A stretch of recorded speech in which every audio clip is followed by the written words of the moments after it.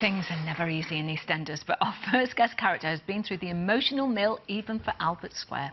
He discovered the baby boy he was bringing up wasn't actually his. He's also got a daughter by his wife's sister, and he jilted poor Sharon on their wedding day. With all that to deal with, it's hardly surprising that earlier this month, Jack Branning abandoned Walford for good.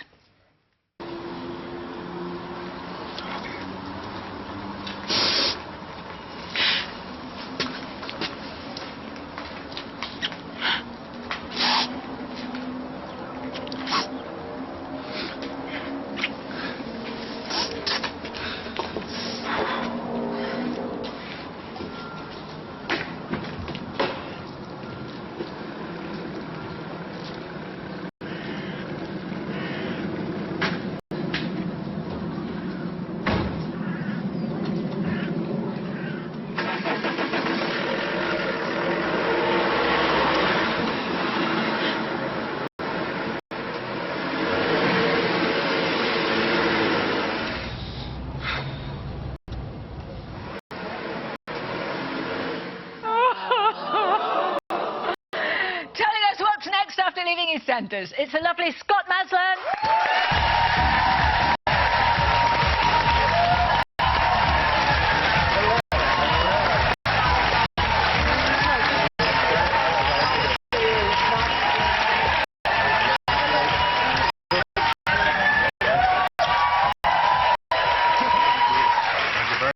Oh, well, you've made Jane happy. That's We go back, don't we, love? Way back. Yeah.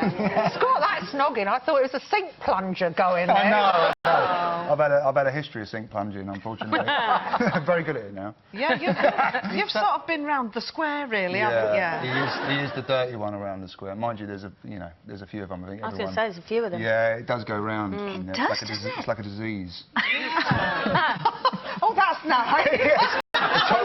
Disease. Explain why you did leave in the end. I'd done 6 years there, and I'd done 6 years with the bill. So, you know, I had 2 weeks off in between, so it's been 12 years combined.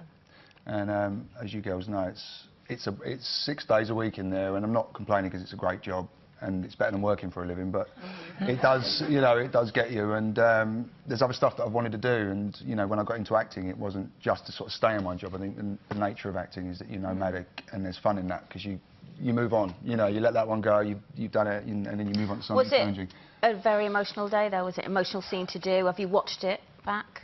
I tend not to watch what we do. I mean, I think when you've got a family and a life, if you come home and you're like, shh. Yeah, I'm on telly. Just not seeing you all day, like, Zach, dog, you know, wife, please, you know, there's going to be trouble, so. But it must have been an emotional day, was it, saying goodbye? It was emotional. I mean, it's, you know, you get attached to people when you're with them, whether you get on with everyone or not, you know, it's like school. You're in there and you learn and you know, you live and you learn and you meet a lot of good friends. And, did you like Jack, then? Did you like Jack Branning? Yeah, I mean, you know... Sorry, it's real to me. You've got to like them, you know, you've got to like the character, you've got to kind of try and get involved and find some truth in it, and, you know, but the nature of soap is that the stories are quite, you know... Well, did the scriptwriters ever make you have an affair with a woman you thought was, oh, no? Are you going to be too nice? No, I'm not going to be too nice, no. I've kissed everything, as we all know. There is no... you know, he's from Walford, but he's also from South East London, so you know, I have my roots firmly planted, so I understand what it's like, and I have no, you know, I have no qualms about it. Like all my mates say, yeah, you know, I go fishing with them, they're like, yeah. Call that work, do you? Call that work. Because I know, because you're an entertainer. I mean, I've worked with you before, and you can do everything. So I think it's about time people actually saw you for who you really are. Yeah, no, thank you. I do want to go out and I need to challenge myself. I think the nature of what we do is you do need a challenge. If you get complacent, that can be detrimental to you. So what would you like to do? Anything, you know, drama, you know, whether it's theatre, whether it's film, whether it's good drama, and, you know, just getting involved in stuff. I've done continuing drama for 12 years, so it'd be nice to step away and try something else, and that's kind of what I want to do. So it's nerve-wracking, and you lose your security and all those things that are associated with doing a job for so long, but you've got to take a risk. I mean, the nature of what we do is a risk, and I think you've got to have risk in your life. But it's been reported that you're going to go to America and try and launch a career over there. Is that... Well, I mean, these things are interesting. They come out of interviews for pantomime. That's where that one came from. So, you know, America is a market that is a massive market, and as an actor, you can't, if you're going to want to go out there and succeed, you've got to open up to that potential. So I am going to go over and have meetings. I've got an agent who's great, and he's very, you know, he's very behind me coming. He's been trying to get me there for 2-3 years. So, you know, this progression of leaving EastEnders has been every year. I've gone, well, I can't. But in the meantime, you're doing panto. Hey! Oh, no, you're not. Oh, yes, I am. Thank you very much. Yep, I'm a... Your first panto? First panto. I'm a panto virgin, so I'm going to go in there and kiss everybody. It's worked everywhere else. But there you are.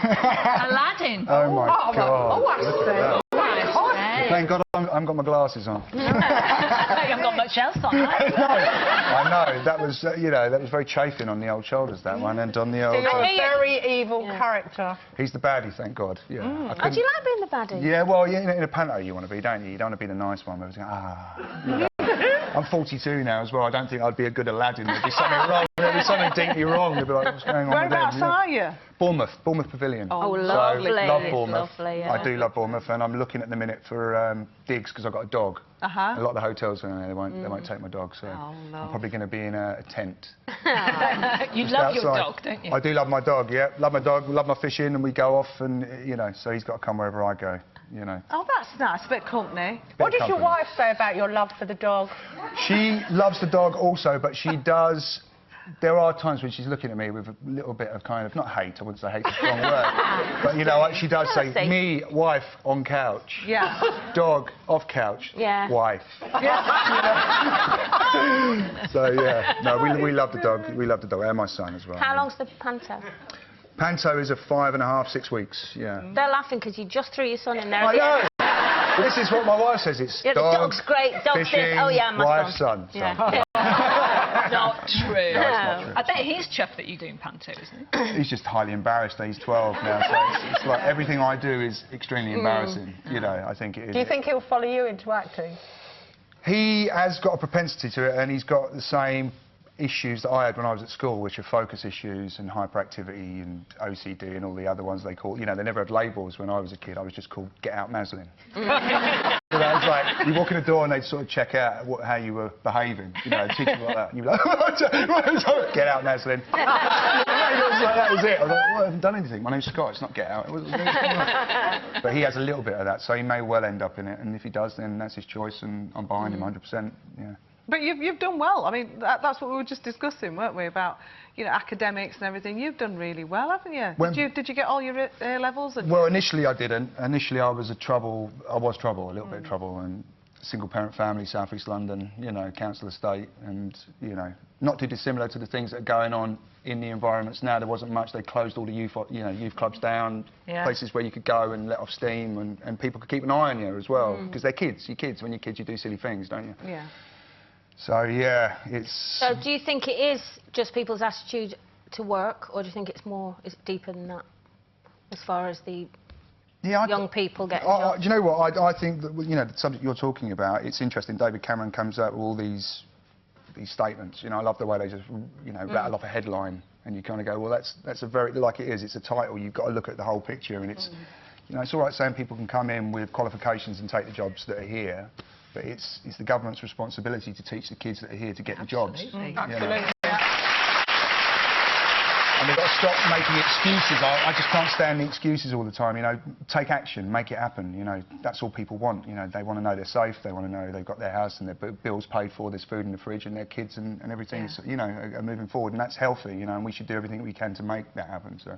And actually, that's not a lot to ask. It's not, is it? It's basics. I mean, that's what we're doing now. We're in a position where, you know, we live in a society in a time where everything is so material. Everybody wants this and they don't want to work for it. They want it now. It's, you know, apprenticeships and all those old things of learning over time. You know, you shouldn't get money until you know what you're doing, or you can get an amount, but you're learning, and that's your wage. You know, in the future you'll look back and you'll be making your money then, and you can say that's the process, and kids need to know that, and they need to have that vision that you can work to something, and if you want something enough, you can make it happen. You know, don't be fooled by people telling you that you're this or you're that. If you want something enough, you know, go and do it properly. Don't go and nick. Don't go and, you know, do the silly things and get yourself in trouble and ruin your future. Just apply yourself, educate yourself.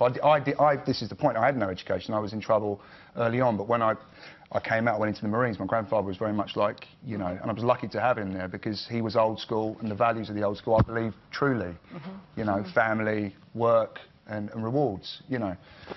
So yeah, go back and do it. I did it when I was 25. I came out, come back from America and went away and studied and did my first degree, and did a degree. Did it in classical theatre, and that's what got me into the acting side of things. You know. Well done, you! Well,